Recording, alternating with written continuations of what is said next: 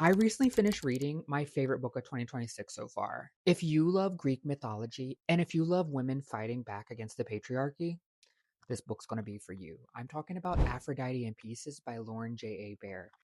Lauren J.A. Bear wrote Medusa's Sisters, which was one of my favorite books from last year. So I had high hopes going into Aphrodite in Pieces, and guess what? They were met times 20. If you know anything about Greek mythology and you know anything about Aphrodite, Aphrodite is the goddess of love. When you think about a woman who is known for being the goddess of love, and you know how society is, no matter what period in time it is, and how women are treated by men, you can just see how she was treated. She's a god, I know, but how she was treated in the story and how she's treated in her story. So Aphrodite in Pieces starts off with an artist who is known for his sculptures, and he's about to start a sculpture. He also is currently struggling with finding love himself, or not finding love, keeping love, and knowing how to be loved. And so then when Aphrodite shows up and says, "Hey, you're going to actually sculpt me," he's like, "What?"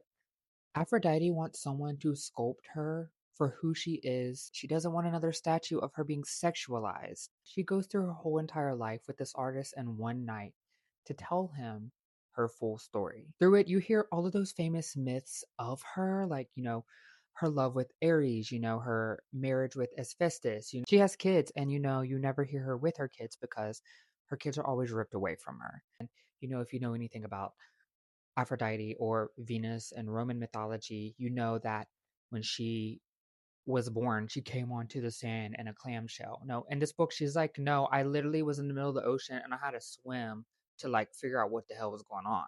It is very beautifully written.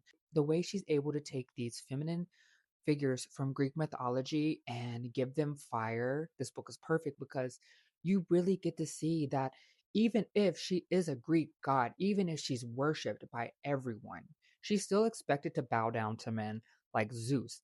Again, if you know anything about the Olympians, they know they're a family, but they're the worst friend group to be a part of because they all hate each other and want to kill each other. Even when she finally joins the Olympians and meets everyone, she's like, I'm going to find a home with at least the other women here, but she gets there and the other women absolutely hate her.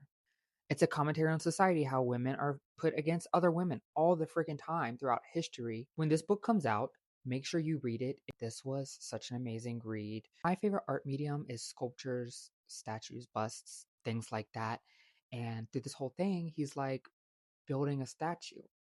My favorite statue is the Venus de Milo. Seen it in person, it's breathtaking. If you really think about the history and how it's found, I will read anything Lauren writes.